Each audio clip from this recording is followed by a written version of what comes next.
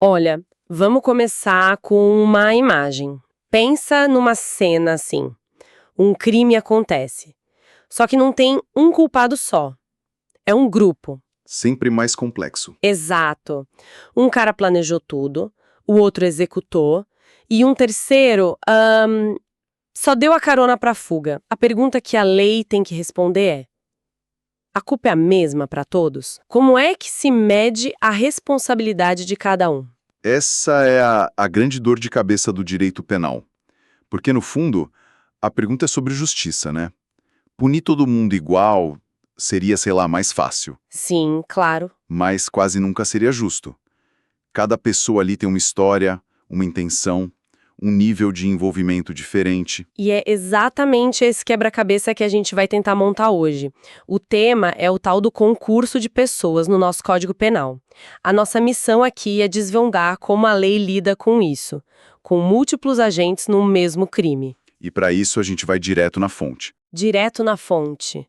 Artigos 29, 30 e 31 do Código. E para guiar a gente, vamos usar um caso fictício. Pode ser? Um assalto a banco. Assim a gente vê como cada peça dessa história se encaixa na lei. Ótimo plano. Usar uma história contínua ajuda a gente a ver como esses artigos conversam entre si, como um afeta o outro na prática, sabe? Não são regras isoladas. Isso, elas fazem parte de um sistema de lógica. Exatamente. Ok, vamos analisar isso então. Nosso grupo decide assaltar um banco. Temos o cérebro, que planejou tudo, a força, que vai entrar no banco, render o gerente, e o motorista, que só vai esperar no carro para fuga. O crime acontece. Certo. O artigo 29 começa dizendo: quem de qualquer modo concorre para o crime incide nas penas a este cominadas, na medida de sua culpabilidade. A minha primeira leitura disso é que, bom, todo mundo dançou igual. O cérebro, a força e o motorista. Todos vão responder por roubo. É isso mesmo? Em princípio, sim, é isso. Essa primeira parte do artigo ela estabelece o que a gente chama de teoria unitária, ou monista. Unitária. Um crime só. Exato. Para a lei, o crime foi um só, o roubo ao banco. Portanto, todo mundo que contribuiu para esse resultado único responde pelo mesmo crime. Não existe um crime de planejar um roubo, sabe? Ou outro de dirigir na fuga. Entendi. Existe o roubo, e todos eles são coautores ou partícipes desse roubo. Certo. Então o ponto de partida é que estão todos no mesmo barco. Mas aquela frase final do artigo me parece a chave de tudo. Na medida de sua culpabilidade. Isso muda o jogo completamente, não muda? Muda tudo. É aqui que o direito penal mostra a sua sofisticação. A lei diz, olha, o crime é o mesmo, mas a pena não vai ser.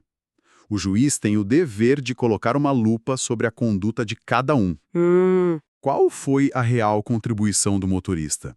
Ele foi essencial para o crime ou foi só conveniente? E o cérebro? Ele não sujou as mãos, mas o papel dele foi mais ou menos grave que o da força, que de fato ameaçou as pessoas. A culpabilidade é essa análise fina do grau de envolvimento e da intenção de cada um. entendi. Então o nome do crime na ficha deles vai ser o mesmo, mas a sentença, os anos de prisão podem ser radicalmente diferentes. É uma individualização da pena. Exatamente. O crime unifica, mas a pena separa, de acordo com a responsabilidade de cada um. É aqui que fica realmente interessante. Vamos focar no nosso motorista. Ele ficou lá no carro, talvez ouvindo música, nem sabia direito o que estava rolando lá dentro. A ajuda dele foi importante, claro, mas foi tão crucial quanto a dos outros? A lei pensa nisso. Pensa. E de forma bem específica. É o que diz o parágrafo 1º desse mesmo artigo 29.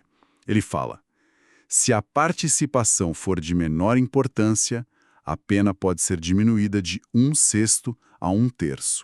Ah, Ou seja, a lei cria uma ferramenta para o juiz dosar a pena de quem teve um papel, digamos, mais periférico. mas espera aí, menor importância me parece tão subjetivo.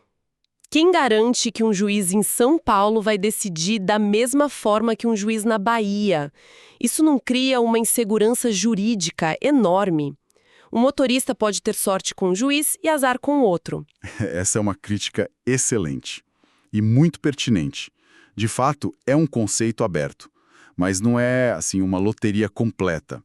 A jurisprudência, ou seja, as decisões que se repetem nos tribunais, acaba criando um certo padrão. E qual seria o teste? O teste que se costuma fazer é o da eliminação hipotética. O juiz se pergunta: se o motorista não estivesse ali, o crime teria acontecido mesmo assim? Provavelmente sim. O cérebro e a força teriam dado outro jeito de fugir, sabe? Teriam pego um táxi, sei lá. A participação do motorista foi útil, facilitou muito, mas não foi a condição sem a qual o crime não teria existido.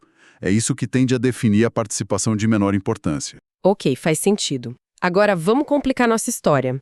O plano original do cérebro era um roubo limpo, sem violência real, talvez usando uma arma de brinquedo só para assustar. Certo. Mas o nosso personagem Força, na hora com a adrenalina, se descontrola.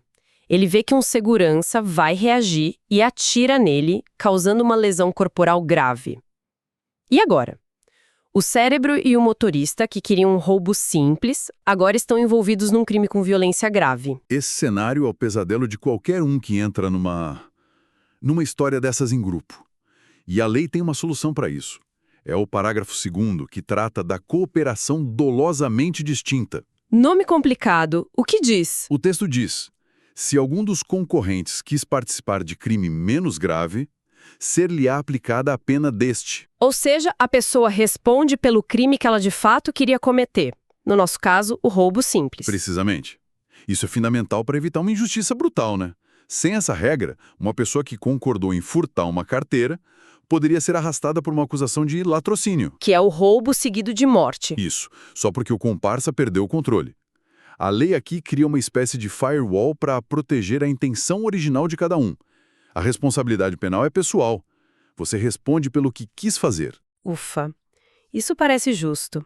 Mas, sempre tem um mas, não é? O parágrafo continua. Ele diz: essa pena será aumentada até metade na hipótese de ter sido previsível o resultado mais grave.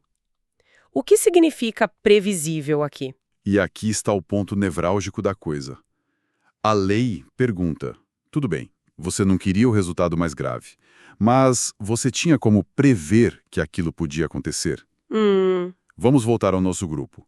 Se o cérebro sabia que o Força era um cara de pavio curto, com histórico de violência, ou se ele viu que o Força estava levando uma arma de verdade e não uma de brinquedo como combinado, bom, aí o resultado mais grave se torna previsível. Ah, entendi. O cérebro e o motorista ainda vão responder pelo roubo simples, não pela lesão grave, mas a pena do roubo deles será aumentada porque eles assumiram o risco. Eles sabiam, ou deviam saber, que estavam dançando com o perigo. Isso me faz pensar em outra coisa. A gente está falando das ações de cada um, mas... e as pessoas em si? Digamos que o nosso Força seja um criminoso conhecido com várias passagens pela polícia. Já o cérebro é réu primário, nunca fez nada de errado. A ficha suja de um mancha do outro no processo? Essa é uma transição perfeita para o artigo 30, que responde exatamente a isso de forma muito clara. Não se comunicam as circunstâncias e as condições de caráter pessoal, salvo quando elementares do crime. A regra geral é: não se comunicam. É a incomunicabilidade. Ou seja, a reincidência do Força é um problema só dele. A pena dele vai ser maior por causa disso, mas isso não afeta em nada a pena do cérebro ou do motorista. Exato. Ser reincidente, ser primário, ter uma relação de parentesco com a vítima, ser menor de 21 anos, tudo isso são características personalíssimas. Elas grudam na pessoa, não passam para os parceiros de crime. Cada um com seus próprios bônus e ônus. Ok, isso parece lógico. Mas, de novo, a lei vem com uma exceção.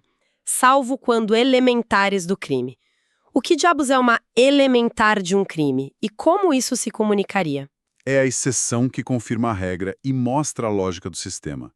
Elementar é um componente tão essencial do crime que sem ele o crime não existe ou vira outra coisa. Certo. Vamos adaptar nosso exemplo. Imagine que o nosso cérebro não seja um criminoso qualquer. Ele é o tesoureiro do banco. E o crime não é um roubo, mas um desvio de dinheiro de dentro do cofre. Um peculato. Peculato. Crime de funcionário público. Isso. O crime de peculato só pode ser cometido por funcionário público Ou por equiparação, quem exerce função num banco, por exemplo. A condição ser tesoureiro do banco é a elementar do crime. Ah, entendi. Se uma pessoa comum desvia esse dinheiro, é furto. Se o tesoureiro desvia, é peculato, que é mais grave. Perfeito. Agora, o tesoureiro pede ajuda ao nosso força, que é um amigo de fora, para carregar o dinheiro e despistar a segurança. O força sabe perfeitamente que o amigo é o tesoureiro e que eles estão desviando o dinheiro de dentro do banco. Ele sabe da condição especial do amigo? Exato. Nesse caso, a condição de tesoureiro do cérebro se comunica ao força. Ambos vão responder por peculato. Espera aí, então o força responde por um crime de funcionário, mesmo sem nunca ter pisado numa agência como empregado. Eu sempre achei que esses crimes fossem exclusivos de quem tem o cargo. Isso é muito contraintuitivo. É contraintuitivo, mas faz sentido quando você pensa na lógica. O força sabia que não estava participando de um furto comum. Ele sabia que a condição especial do amigo era o que tornava aquele crime possível e, de certa forma, mais grave. Ele aderiu àquela conduta específica. A elementar define a natureza do crime e, se o partícipe conhece essa natureza, ele responde por ela. Fascinante. Isso nos leva a uma última etapa da nossa história. Vamos voltar no tempo. E se nada disso tivesse acontecido? Se o cérebro, a força e o motorista tivessem planejado tudo, comprado as máscaras, alugado o carro, estudado as plantas do banco, mas na noite anterior, a polícia estoura o esconderijo deles e prende todo mundo. Eles não cometeram roubo. Eles podem ser punidos por terem planejado... Essa é a pergunta que o artigo 31 responde. E a regra geral é clara. O ajuste, a determinação ou instigação e o auxílio, salvo disposição expressa em contrário, não são puníveis se o crime não chega pelo menos a ser tentado. Traduzindo, planejar não é crime. Em regra, não. O direito penal brasileiro não pune pensamentos ou preparativos. Punir alguém por cogitar ou planejar seria perigosamente perto de punir a intenção, o que é típico de regimes autoritários, né? Sim. A punição só começa quando a pessoa de fato inicia a execução do crime. Por exemplo, quando força anuncia o assalto dentro do banco.